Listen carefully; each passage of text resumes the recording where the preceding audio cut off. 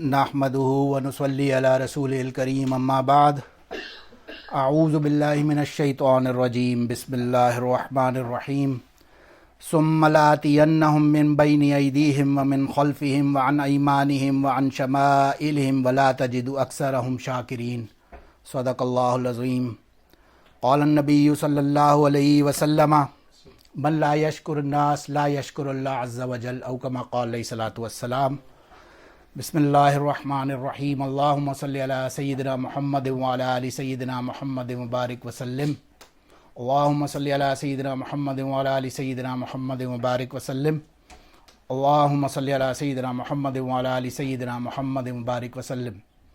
الحمدللہ آج ہم نے قرآن پاک کی تلاوت یہاں پہ سنی تھوڑی بہت، اور پورے رمضان سب کو اللہ نے توفیق عطا فرمائی، اللہ پاک اسے قبول فرمائے۔ بات زیادہ لمبی کرنے کا مقصد نہیں ہے، الحمدللہ صرف کوشش اتنی ہے، جو بیسک چیز ہم نے کچھ تھوڑی سی دماغ میں چند باتیں آئیں اس رمضان میں، وہ عرض کرنا صرف یہاں پہ مقصد ہے، اور انشاءاللہ اس کے بعد دعا کرتے ہیں۔ ہم نے پورے اس رمضان میں کوشش کی الحمدللہ کہ انبیاء علیہم الصلاۃ والسلام کے تذکرہ کریں، ان کا ذکر کریں، اور شروع سے آخر تک from the start of beginning of mankind سے لے کر آج تک جو کچھ ہمارا چل رہا ہے اسے تھوڑا انڈرسٹینڈ کرنے کی کوشش کریں۔ تو ایک بات دماغ میں آئی، پوری شریعت کو، اس کو ہم جب اپنے سامنے دیکھتے ہیں، دہراتے ہیں، تو ایک کی پوائنٹ ایسا لگا دل کو کہ لگتا تھا کہ بظاہر اسے یہاں پہ مینشن کرنا اور اسے نوٹ کرنا بہت ضروری ہے۔ جب ہم دیکھتے ہیں اس دنیا میں ہماری تخلیق کا مقصد کیا ہے، ہم اس دنیا میں آئے کیوں ہیں، یہاں پہ ہمارا آگے سلسلہ کیا ہے، تو اب پتہ چلتا ہے یہ start, how did it all start, that's where we have to go back to. تو ہم جاتے ہیں حضرت آدم علیہ السلام کے اسی قصے کے اوپر جہاں سے ہم نے رمضان کے شروع میں سٹارٹ کیا تھا۔ اللہ پاک نے جب آدم علیہ السلام کی کریشن کی اور شیطان اور سارے فرشتوں کو بولا اسے سجدہ کرو، اور سب نے کیا، شیطان نے منع کیا، اسے اللہ نے اس جنت سے اپنی نکال دیا، اور پھر اس نے آگے سے کہا مجھے اللہ مہلت دے، میں آپ کے لوگوں کو جو ہے نا بہکاؤں گا۔ تو اللہ نے کہا جا تجھے مہلت دی، جا تجھے مہلت دی۔ تو وہ آگے سے کہتا ہے ثم لآتینہم، پھر آپ ضرور دیکھیں گے میں ان کے پاس آؤں گا، سامنے سے بھی آؤں گا، پیچھے سے بھی آؤں گا، سائڈ سے بھی آؤں گا، رائٹ سے لیفٹ سے بھی آؤں گا، چاروں طرف سے ان پہ اٹیک کروں گا، اور آپ دیکھیں گے وَلَا تَجِدُ أَكْثَرَهُمْ شَاكِرِينَ، اس میں سے جو زیادہ تر لوگ ہوں گے نا وہ شکر نہیں کرنے والے ہوں گے۔ مطلب کیا ہوا کہ جو ٹوٹل شیطان کا اٹیک ہوگا ہمارے اوپر، رمضان یا نان رمضان، باقی سب چیزیں اپنی جگہ، شریعت میں ہر چیز کا، سب مسائل کا اپنی جگہ ہے، لیکن اگر ہم اپنے ایمان کے اعتبار سے دیکھیں گے تو ایک چیز ایسی ہے جو شیطان کا سب سے بڑا حملہ ہے ہمارے اوپر، اور وہ اس نے اس دن اللہ کو چیلنج کیا جس دن اسے جنت سے اللہ نے نکالا، کہ ان میں سے زیادہ تر میجورٹی جو لوگ ہوں گے وہ تیرے شکر کرنے والے نہیں ہوں گے، یہ وہ چیز ہوگی جس کے اوپر یہ میری اتباع کریں گے اور یہ تیرے سے دور ہوں گے۔ یہ اللہ کو چیلنج کیا شیطان نے۔ ظاہر ہے اب ہم عام طور سے دیکھتے ہیں ہم لوگ تو شکر بھی کرنے والے ہیں اور کرتے بھی ہیں الحمدللہ، اللہ میں توفیق بھی عطا فرمائے، مگر دل سے شکر کیونکہ نہیں کرتے شاید غالباً، اسی لیے شیطان کا حملہ ہم پہ ہو جاتا ہے۔ اسی لیے نبی علیہ السلام نے فرمایا من لا یشکر الناس لا یشکر اللہ عز وجل، جو لوگوں کا شکر کرنا نہیں کرتا، جس کے اندر یہ کیپیسٹی نہیں ہے، جس کے اندر یہ کہہ سکتے ہیں استطاعت نہیں ہے یا اتنی عاجزی نہیں ہے کہ وہ کسی بندے کا شکر ادا کر سکے کسی بھی بات پہ، واٹس ایور، کسی نے پانی پلا دیا اس کو جسٹ بول دیا تھینک یو ویری مچ، جس کے اندر یہ شکر کرنے کی عاجزی لوگوں کو کے ساتھ نہیں ہے تو وہ اللہ کے ساتھ بھی شکر گزار نہیں ہوگا، چاہے وہ زبان سے جتنا بھی شکر کرتا رہے۔ اب اس کے اوپر صرف کچھ چند باتیں جو دماغ میں آتی ہیں، کی پوائنٹس، ان کو ہم ایڈریس کر کے انشاءاللہ کنکلوڈ کرتے ہیں بات کو۔ 4-5 ایسی چیزیں ہیں بظاہر جو نظر آتا ہے یہ وہ چیزیں ہیں جو انسان کو شکر کرنے سے روکتی ہیں، یا اس کے دل کے اندر شکر کی اس کیپیسٹی، اس کریکٹرسٹک کو کم کرتی ہیں، یا اسے ویزیبل نہیں ہونے دیتی۔ سب سے پہلی چیز جو نوٹ کرتے ہیں ہم، سب سے پہلی چیز جو انسان شکر نہیں کر پاتا وہ اس کی ایمان کی کمی ہے، سب سے ضروری، ظاہر ہے، لیک آف ایمان۔ قالت الاعراب آمنا، یہ لوگ کہنے لگے نبی علیہ الصلوۃ والسلام کو ہم تو ایمان لے آئے۔ اللہ نے کہا کل، ان سے کہو لم تؤمنوا، تم ہرگز ایمان نہیں لائے، ولکن قولوا اسلمنا، تم صرف یہ بولو کہ ہم اسلام لے آئے۔ اور اگر تم اسلام لے بھی آئے، تمہارا نماز روزہ حج زکوٰۃ یہ کرو گے، لا یلتکم من اعمالکم شیئا، تو اعمال کا اجر تمہارے کو انشاءاللہ اس کا اجر آخرت میں ضرور ملے گا. لیکن جو ایمان والوں کی جو صفات ہوں گی آگے، والذین آمنوا، وہ اللہ کے راستے میں نکلیں گے، جہاد، صدقہ، خیرات، جو عمل کرنے میں پھر وہ پرواہ نہیں کریں گے کہ میرا اپنا کیا فائدہ ہے اس میں. تو سب سے پہلی چیز جو ہوگی وہ ایمان کو مضبوط کرنا، اس کو دل میں ڈالنا. ظاہر ہے اس میں ایمان تو مضبوط ہوگا نبی علیہ الصلوۃ والسلام کی سنت پہ چلنے سے. یہی وہ دور تھا. ظاہر ہے ایمان کا اگر آپ نے لیول دیکھنا ہے، معیار دیکھنا ہے، ایمان کون سا ایمان جو ہوگا وہ واقعی ایکسیپٹیبل ہوگا اللہ کے نزدیک، تو وہ ہوگا صحابہ کا ایمان، آف کورس انبیاء کے بعد. یہی وہ کیٹیگری، وہ بیچ تھا جس کے ایمان کے اوپر ایسی محنت ہوئی تھی نبی علیہ الصلوۃ والسلام کی طرف سے کہ انہیں پھر دنیا کی پرواہ نہیں تھی، کیا ہوتا ہے سامنے کیا نہیں ہوتا. نبی علیہ الصلوۃ والسلام کے دور میں جب جھوٹے نبی نے دعویٰ کیا، مسیلمہ کذاب نے، کہ میں نبی ہوں، تو اب کیا کریں، اس کی طرف اسے سمجھانے کے لیے بھیجیں، اسے روکنے کے لیے نبی علیہ الصلوۃ والسلام نے ایک وفد بھیجا. حضرت حبیب بن زید رضی اللہ عنہ گئے اس کے ساتھ ایز اے اسپوکس پرسن. انہیں قید کر لیا، انہیں باندھ لیا، انہیں اریسٹ کر لیا مسیلمہ کذاب نے. پھر ان کو بلاتا ہے اور کہتا ہے کہ تم مانتے ہو اللہ کے رسول کو کہ وہ اللہ کے نبی ہیں؟ انہوں نے کہا ہاں مانتا ہوں. کہتا ہے تم مانتے ہو کہ میں اللہ کا نبی ہوں؟ انہوں نے کہا مجھے آواز نہیں آ رہی تمہاری. اس نے کہا اچھا چلو بھائی اس کا ایک ہاتھ کاٹ دو. انہوں نے ایک ہاتھ کاٹ دیا ان کا. پھر بولا اچھا آپ بتاؤ کیا اللہ کے نبی کو مانتے ہو کہ وہ اللہ کے رسول ہیں؟ انہوں نے کہا ہاں وہ اللہ کے رسول ہیں، میں گواہی دیتا ہوں. آگے سے کہتا ہے اور تم کیا مانتے ہو کہ میں بھی اللہ کا رسول ہوں؟ کہتا ہے مجھے آواز نہیں آ رہی آپ کیا کہہ رہے ہیں. تو انہوں نے ان کی ایک ٹانگ کاٹ دی.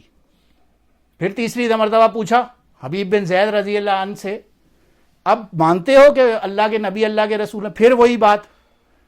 انہوں نے یہی کہا کہ میں مانتا ہوں. اس نے کہا میں ہوں؟ انہوں نے کہا نہیں مجھے آواز نہیں آ رہی تمہاری. ان کا دوسرا ہاتھ کاٹ دیا. پھر پوچھتا ہے اب بتاؤ، وہی بات دوبارہ، اب مانتے ہو؟ انہوں نے کہا مجھے تمہاری آواز نہیں آ رہی. دوسری ٹانگ بھی کاٹ دی ان کی. اب یہ بغیر ہاتھ پاؤں کے ان کا جسم پڑا ہوا ہے یہاں پہ. امیجن کریں ایسی حالت کے اندر بندہ اگر کوئی خدا نہ خواستہ ایسا آ گیا، کوئی کفر کا کلمہ بولنا پڑ بھی گیا تو بندہ کہے گا یار جان بچاؤ، باہر نکل کے انشاءاللہ اللہ سے توبہ کر لیں گے، اللہ بڑا غفور الرحیم ہے اور انشاءاللہ اللہ معاف کر دے گا، اس کی اجازت ہے، ایسی جان کے اوپر بنی ہوئی ہے، بندے کو کیا ضرورت ہے. لیکن یہ وہ ایمان کا وہ لیول ہے، وہ ایمان کا لیول ہے کہ ان کے اندر وہ شکر کی ایسی کیپیسٹی ہے. They are content with themselves. They don't need anybody's approval. اس نے کہا چلو ان کی جو ہے نا چھری نکالو اور ان کے جسم کے اوپر سے ان کے گوشت کو کاٹنا شروع کرو. ایک ایک کر کے ان کی باڈی کے اوپر سے کھال سمیت ان کے گوشت کو کاٹ رہے ہیں لوگ. اور وہ وہی اشہد ان لا الہ الا اللہ اشہد ان محمد رسول اللہ، اسی حال میں انہوں نے جان دی اور وہ شہید ہو گئے. ان کی خبر مدینہ طیبہ میں پہنچی. ان کی والدہ ام عمارہ رضی اللہ عنہ فرماتی ہیں بہذا الیوم ارضعتھا، اس دن کے لیے میں نے انہیں دودھ پلایا تھا. یہ نہیں کہا کہ ہائے میرے ساتھ کیا ہو گیا، ہائے یہ میرا بچہ مر گیا یا کتنا ظلم ہو گیا، نہیں. کہہ رہی ہیں اس کو تو میں نے دودھ ہی اسی دن کے لیے پلایا تھا کہ یہ اللہ کے راستے میں جائے اور اللہ کے راستے میں شہید ہو، اسلام کا نام اوپر کرے. یہ وہ ایمان کا لیول تھا، وہ اتنا اسٹرانگ ہے. They are so content with themselves, they don't really need any deal. انہیں یہ ڈیل کر کے باہر نکلنے کی ضرورت نہیں ہے. یہی آپ دیکھیں اس کے بعد بھی آگے چلتے ہیں، حسین رضی اللہ عنہ سے لے کر عبداللہ بن زبیر رضی اللہ عنہ فائنلی مکہ پہنچ گئے ہیں. مکہ کے اندر اگین وہی اسلام کا کلمہ بلند کر رہے ہیں. اور ان کا اپنا دشمن کون؟ وہی دوسرا حجاج بن یوسف نے لشکر بھیجا ان کو مار دو. اب آتا ہے روایت میں مکہ کی پہاڑی mountain, on the top of the mountain, وہاں پہ وہ لشکر کھڑا ہوا ہے اپروکسیمیٹلی ہزاروں کا. حضرت سعید رضی اللہ عنہ تشریف لائے. انہوں نے اس کے لشکر کے سردار کو کہا یہ تم کیا کرنے لگے ہو؟ یہ مکہ ہے، مکہ کے اندر خون خرابہ حرام ہے. مکہ ایک عافیت والا شہر ہے. وہ آگے سے کہتا ہے لا یزید عاصین ولا فارن بدمن ولا بخرقۃ. نہیں یہ کسی چور اور زانی کو تھوڑی پناہ دیتا ہے. نعوذ باللہ من ذالک. وہ ایک صحابی جو کہ اگر ان کے سلسلے ہم کاؤنٹ کرنا شروع کریں تو نواسہ ابو بکر سے لے کر اور ان کا جو مرتبہ قرآن کے یعنی مفسر اور ان کے بارے میں فرما رہا ہے یہ تو زانی اور چور ہے، حالانکہ نہ کوئی زنا کا اور نہ کوئی چوری کا کوئی ایک بھی کیس ان کے اوپر ثابت ہی نہیں ہے. اینی ہاؤ مقصد تو انہیں ہراس کرنا، انہیں مارنا ہے. اب 3000 کا یہ لشکر تقریباً کتاب میں لکھا ہے، غالباً ترمذی شریف کی روایت ہے، 3000 کا یہ لشکر سامنے کھڑا ہوا ہے انہیں مارنے کے لیے، آنے کے لیے. اب یہ 18 لوگ، حضرت عبداللہ بن زبیر رضی اللہ عنہ اور ان کے ساتھ 17 اور لوگ، ان کے 17 کمپینینز اور یہ 18 لوگ. اب یہ مشورہ کر رہے ہیں اچھا کیا کریں. ان کی ماں سے ملاقات ہوئی، ماں سے انہوں نے پوچھا کہ اچھا ہمیں کیا کرنا چاہیے. انہوں نے اپنی ماں سے عرض کیا ہے، اماں جان اسما بنت ابی بکر رضی اللہ عنہ، ابھی ابو بکر کی بیٹی ہیں. کوئی ظاہر ہے عام خاتون ہوتی تو وہ بولتی چلو پتلی گلی سے نکلتے ہیں، فٹافٹ کوئی ڈیل بناؤ ان کے ساتھ، یہاں سے نکلنے کا معاملہ کرو. وہ آگے سے کہتی ہیں لا یزر الشاۃ سلخ ہوا بعد ذبح ہوا، کہ انہوں نے عرض کیا میاں مجھے مسئلہ یہ نہیں ہے کہ یہ مجھے مار دیں گے، میں تو اللہ کے راستے میں شہید ہونے کے لیے تیار ہوں، مگر مجھے یہ لگتا ہے کہ یہ لوگ میرے مرنے کے بعد میری باڈی کے ساتھ ایسا کچھ کریں گے کہ وہ غالباً دوسروں کے لیے ایسا عبرت بنانے کے لیے یہ اسے کٹ انٹو پیسز کوئی ایسا معاملہ کر جائیں گے. ان کے اندر اتنا زیادہ وہ بھرا ہوا ہے، ایک بغض اور حسد اور غصہ یہ بھرا ہوا ہے. آگے سے ماں کہہ رہی ہے تو فکر نہیں کر، بکرا کی کھال اتارنے کی جو درد ہے اس کو، وہ اس کے ذبح ہونے کے بعد نہیں ہوتی، وہ پہلے کی بات ہے. جب تو جا اللہ کے راستے میں. اب یہ 18 لوگ اور وہ 3000 کا لشکر ان پہ ٹوٹ پڑا. اب امیجن کرے 3000 لوگ 18 لوگوں کو مارنے چل رہے، اور یہ بہادری ہے ان کی، اور ان 18 لوگوں کو جو حال کیا، اینڈ میں ان کو قتل کر کے اور ان کی باڈی سولی کے اوپر چڑھا دی. غالباً روایات میں آتا ہے 2 ہفتے تک وہ باڈی اس کروسیفیکیشن جو اوپر سولی پہ رکھی ہوئی تھی، وہ 2 ہفتے تک وہاں لٹکی رہی. اور یہ پاس سے گزری وہی اگین اسما بنت ابی بکر رضی اللہ عنہ، اور فرماتی ہے کہ ابھی اس کا ٹائم نہیں آیا دلہن کو اس کے سٹیج سے اتارنے کا، یعنی ابھی تک یہ لٹکے ہوئے نہیں ہاؤ. تو یہ وہ مائیں اور یہ وہ صحابہ اور یہ وہ لوگ ہیں جن کے اندر ایسی کنٹینٹمنٹ ہے، ایسا پیس ان اٹ سیلف ہے ان کے ہارٹ کے اندر، دے ڈونٹ کیئر. سو بات یہ ہو رہی تھی شکر کرنے کا جو کیپیسٹی ہے وہ اندر ایک تو سب سے پہلے تب آئے گی جب ایمان مضبوط ہوگا. ایمان مضبوط ہوگا تو یہ آئے گی. کب ایمان مضبوط؟ عجبا لعبد المؤمن، حدیث پاک میں آتا ہے نبی علیہ السلام نے فرمایا مومن بندے کی کیا بات ہے، کل امر لہ خیر، اس کا جو ہر کام ہوتا ہے نا مومن بندے کا یہ خیر ہوتا ہے، یہ اچھائی ہوتا ہے. ولیس ذالک، اس کے علاوہ الا المؤمن، اس کے علاوہ کوئی دوسرے بندے کا یہ کام خیر نہیں ہوتا جو مومن کا ہوتا ہے. اذا اصابتہ سراء فکان خیر لہ، اس کو کوئی بھی اچھائی پہنچتی ہے تو یہ بھی اس کے لیے اچھا ہوتا ہے، یہ اس پہ شکر کرتا ہے اور وہ اس کے لیے اچھا ہوتا ہے. اسے کوئی برائی پہنچتی ہے فکان صبرا، وہ اس پہ صبر کرتا ہے، فکان خیر لہ، اور وہ اس کے لیے اچھائی ہوتی ہے اس کے اندر. تو یہ صبر اور شکر ایک کے ساتھ دوسرا ہوتا ہے، اچھائی کے اوپر شکر اور برائی کے اوپر صبر. اور صبر کرنے کا بھی مطلب یہ ہے، اس کو کہتے ہیں حدیث پاک میں آتا ہے صدمت، جو صدمہ کہیں آیا انسان کا، کوئی مر گیا، کوئی صدمہ آ گیا، اب اس کے اوپر رونا دھونا اور ماتم کرنا سٹارٹ کر دیا، اور پھر بعد میں نیکسٹ ڈے بولا اچھا نہیں اب ہم صبر کر لیتے ہیں، تو نبی علیہ السلام نے فرمایا نہیں، وہ تو صدمہ تو الاولیٰ، وہ تو اسی صبر کرنا تو مقصد اسی وقت تھا جب پہلے وہ آپ کو تکلیف یا وہ سیڈ ریالٹی پہنچی، اسی وقت تو آپ نے صبر کرنا تھا. وہ جب اس وقت ماتم پورا کر لیا تو بعد میں صبر اللہ وہ بھی قبول فرمائے انشاءاللہ تعالی. بہرحال لیکن یہ کہنے کا اب دوسری چیز اگر دیکھیں، یہ تو ایک ہے کہ ہمارا ایمان کا لیول کیونکہ ویک ہے اس لیے ہم وہ صحیح معنوں میں شکر اپنے دل سے کر نہیں پا رہے. لیکن دوسری طرف اگر دیکھیں کبھی کبھار یہ بھی ہوتا ہے کہ ایمان کا لیول جو ہے نا وہ اتنا زیادہ ہو جاتا ہے، اتنا آگے تک نکل جاتا ہے کہ وہ انسان کو شکر سے روک دیتا ہے. وَكَذَلِكَ جَعَلْنَاكُمْ أُمَّةً وَسَطًا، اسی لیے فرمایا کہ میں نے تمہیں درمیانی اعتدال والی امت بنایا جس کے اندر رائٹ اینڈ لیفٹ دونوں طرف سے ایکسٹریمز نہ ہوں، بالکل اعتدال والا مذہب ہے یہ. نہ جیوز کی طرح بالکل دین میں کٹوتیاں شروع کر دیں اور نہ عیسائیوں کی طرح بدعت شروع کر دیں کہ گویا کہ جیوز ہیں وہ کہتے ہیں کہ یہ تو اللہ کے نبی نہیں ہے، امام اللہ کے نبی نہیں ہے، حالانکہ یہ تو نعوذ باللہ وہ ان کے بارے میں کہتے ہیں عیسیٰ علیہ السلام کے نعوذ باللہ یہ تو ولد و زنا ہے. اب یہ ایمان کا لیول اتنا ویک ہے. بہرحال یا اتنا زیادہ ہے کہیں ان جیوز کے مقابلے میں ان کا اتنا زیادہ ہے کہ وہ لوگ کو لگتا ہے ہمیں زیادہ پتہ ہے اللہ سے بھی، ہم بتائیں گے کیا ہے. حالانکہ آج تو یہ تو باپ کے بغیر پیدا ہوا، دیٹ مینس تو یہ تو ولد الزنا ہے. حالانکہ آج اگر یہاں پہ دیکھیں ایون میڈیکل سائنس کے اندر بھی اس دن کہیں پڑا، ایون ایک اسپیسی ہوتی ہے کموڈو ڈریگنز کے نام سے، ان کے اندر ایک پیرنتھوتھیسس کچھ عجیب سا ورڈ ہے، بڑا مشکل سا سائنٹیفک پتہ نہیں میڈیکل. تو اس کا مقصد کیا ہے کہ اس کموڈو ڈریگن کے اندر ایک کیپیسٹی ہے کہ وہ female dragon in it self بچہ پیدا کر سکتا ہے، اور 90% چانسز ہے کہ وہ بچہ پیدا بھی ہوگا تو وہ میل ہوگا وداؤٹ اینی میل انٹرونشن. جب یہ سائنس اگر اس بات کو ماننے کے لیے تیار ہے تو ہم کون ہوتے ہیں اس کے اوپر آبجیکشن کرنے والے؟ تو ایمان کی زیادتی بھی جو ہے انسان کو کبھی کبھار شکر سے روک دیتی ہے. ہر چیز کے اندر آپ دیکھیں کہ جب کسی بھی چیز کے اندر اگر زیادتی ہوگی نا تو وہ انسان کو پریشان کرے گی. اگر کوئی کھانا کھا رہے ہیں نا، ابھی ہم بیٹھے ہمیں بھوک لگ رہی ہے الحمدللہ، لیکن ہم کھانے کے اندر اگر زیادتی کریں گے تو انڈائجیشن ہوگی، پیٹ خراب ہوگا. اگر ہم باتیں کر رہے ہیں نا، آپس میں کانورسیشن کر رہے ہیں ایک لمٹ تک تو صحیح ہے، اگر اس میں زیادتی ہوئی تو یہ چغلی ہو جائے گی. ہم کسی بندے کی اچھائی کرنا، تعریف کرنا بہت اچھی بات ہے، کسی کی تعریف کریں گے ایک حد تک تو آپ کی بات کو اچھا سمجھے گا، لیکن جب وہ بات حد سے زیادہ تعریف بھی ایک زیادتی کے اندر ہوگی، اپنے اعتدال سے نکلے گی تو وہ تکبر بن جائے گا.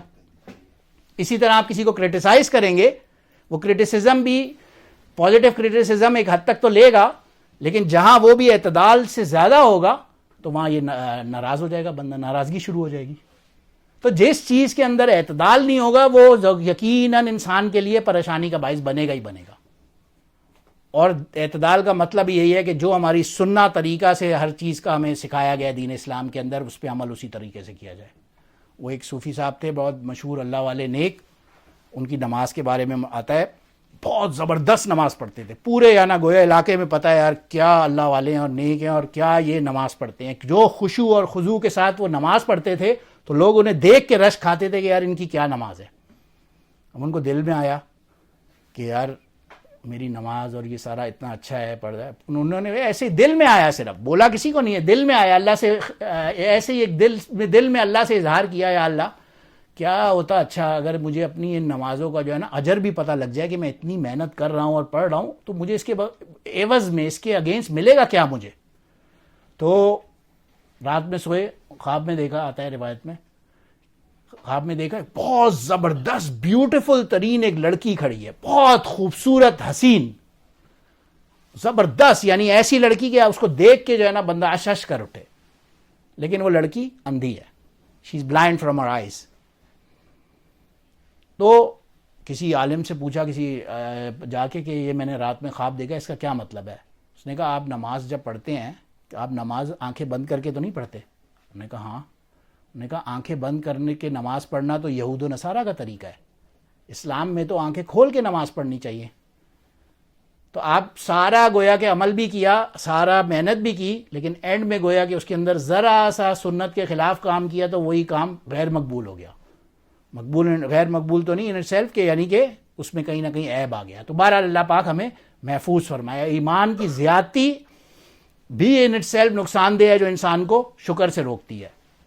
اور پھر تھرڈ چیز انسان کو جو روکتی ہے وہ اس کی اپنی سیلف پٹی، اس کی اپنی ایگو اندر کی، اس کے اپنے اندر کا انسان کہ یار نہیں میرے ساتھ تو بہت برا ہو رہا ہے، میرے ساتھ تو اچھا نہیں ہوا. وہ اپنی ایک سیلف پٹی کے ایک اسپیرل کے اندر، ایک لوپ کے اندر گھومتا رہتا ہے کہ دیکھو فلاں کے پاس تو یہ بھی ہے، فلاں کے پاس تو یہ بھی ہے، میرے پاس کچھ کیوں نہیں ہے. مالک بن دینار رحمہ اللہ کے بارے میں آتا ہے، لکھا ہوا ہے کتابوں میں، واقعہ مشہور، ان کا مشہور واقعہ. He was at some point in time وہ بالکل دین پہ نہیں تھے، شراب پینا، اس طرح کی میوزک کی محفلوں میں رہنا، یہ ان کا دن رات کا مشغلہ تھا. پارٹی کرنا جس کو ہم عام طور سے کہہ سکتے ہیں، ہر وقت پارٹی چل رہی ہے ان کی. ایک دن آتا ہے کہ اسی رات، اب کیا ہوا، اللہ کے حکم سے ان کی ینگ نومولود بیٹی تھی، وہ بیٹی جو ہے نا وہ فوت ہو گئی کسی وجہ سے.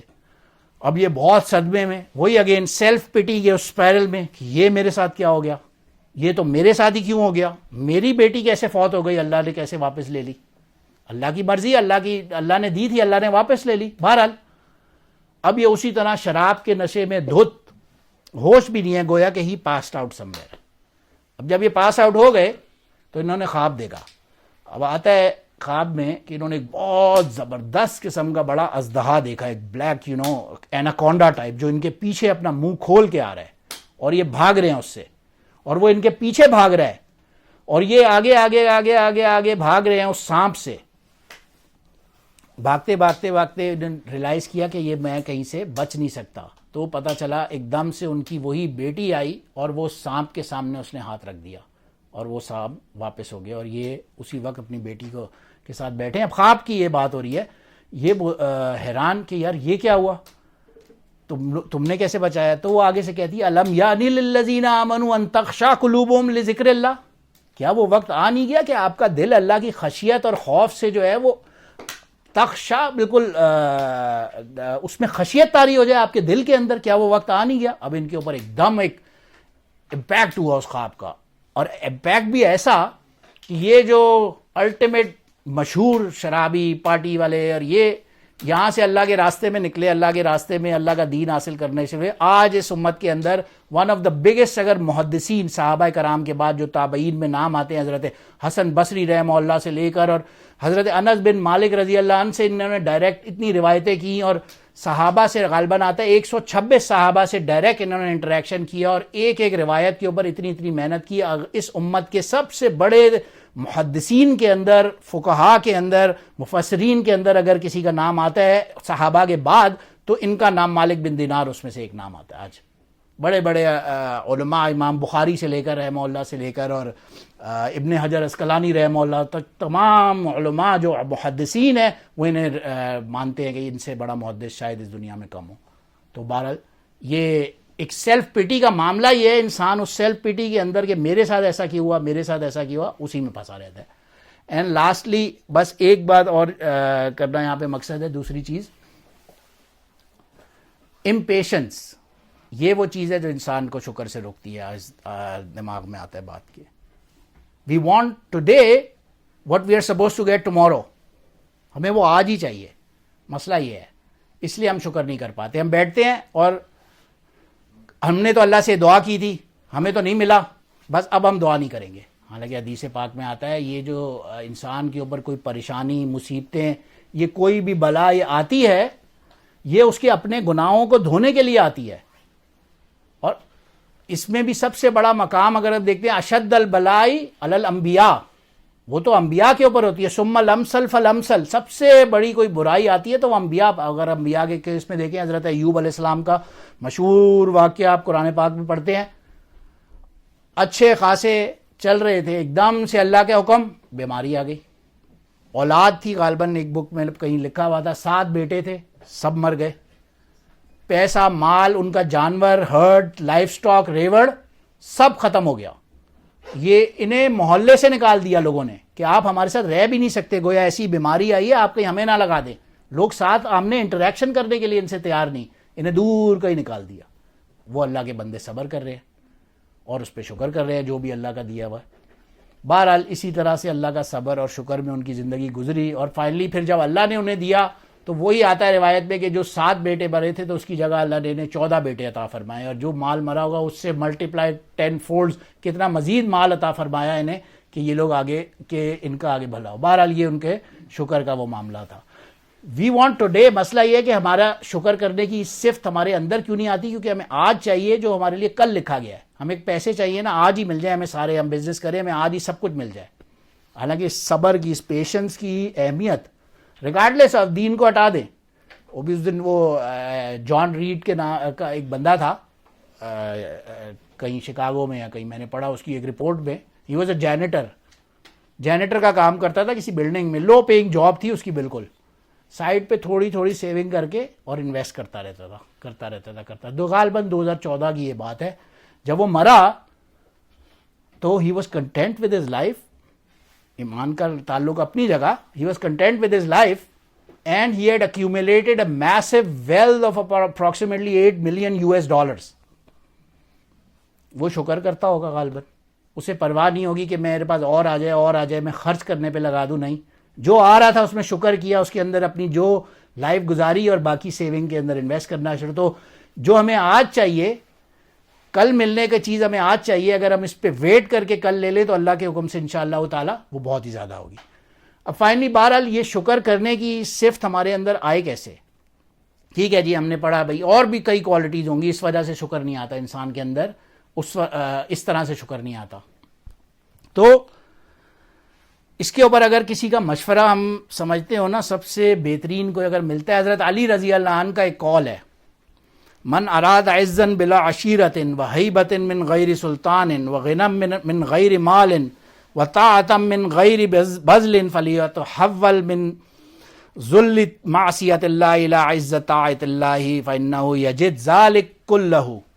یہ حضرت علی رضی اللہ عنہ فرماتے ہیں جو شخص یہ چاہتا ہے، من اراد عزا بلا عشیرت، جو بندہ یہ چاہتا ہے کہ مجھے عزت ملے، لوگ میری رسپیکٹ کریں، لوگ میرے کو واہ کریں، اور لیکن میرا کوئی بڑا سا خاندان بھی نہیں ہے، میرے آگے پیچھے بھی کوئی نہیں ہے، لیکن لوگ میری عزت کریں، یہ اگر کوئی بندہ چاہتا ہے، یا کوئی بندہ یہ چاہتا ہے کہ مجھے طاقت ملے، ہیبۃ من غیر سلطان، مجھے طاقت اور پاور ملے، اور کوئی بادشاہ نہ ہونے کے باوجود بھی میرے پاس ایسی طاقت ہو، غنم بلا مال، اور غنا ہو جاؤں، میں پیسہ ہی پیسہ، میرے پاس پیسے کی فروانی ہو، میں امیر ہوں، مال نہ بھی ہے لیکن میں بہت امیر ہوں، مجھے کسی چیز کی کوئی کمی نہ ہو، او طاعت بذل، اور میرے اندر اطاعت کا فیکٹر آ جائے، ایون دو کہ میں کوئی اس کے لیے ایفرٹ بھی نہیں کرتا. اگر یہ کوئی انسان چاہتا ہے کہ اس کے اندر، گویا کہ ان شارٹ اگر ہم دیکھیں وہ شکر کی کوالٹی کسی کے اندر آ جائے، تو فرماتے ہیں حضرت علی رضی اللہ عنہ فَلْيَتَحَوَّلْ بِذُلِّ طاعت الى معصیت اللہ الى طاعت اللہ عز وجل. تو اس کو چاہیے، اس بندے کو، کہ وہ اللہ کی معصیت، اللہ کے گناہوں والی زندگی، اللہ کی نافرمانی کی زندگی چھوڑ کر اللہ کی طاعت والی زندگی میں آ جائے. صرف وہ گناہوں والی زندگی کو چھوڑ کر اللہ کی طاعت اور فرمان برداری والی زندگی میں آ جاتا ہے، تو فَإِن وجد ذالک، اگر اس نے یہ پا لیا، وجد کلہ، گویا اسی چیز کے اندر اسے سب کچھ مل گیا. ہم سنتے ہیں نا، اللہ کو پا کر کچھ نہ بھی ملے تو سب مل گیا، اور اللہ ہی اگر نہیں ہے کسی کی زندگی میں تو پھر اس کا اللہ ہی حافظ ہے. اللہ پاک ہمیں یہ بات سمجھنے کی توفیق عطا فرمائے، اور انشاءاللہ آج کی یہ ہماری محفل کو، یہ ساری تراویحوں کو اللہ قبول فرمائے. دعا کر لیتے ہیں انشاءاللہ. وآخر دعوانا الحمدللہ رب العالمین. سبحان ربک رب العزت عما یصفون وسلام علی المرسلین والحمدللہ رب العالمین.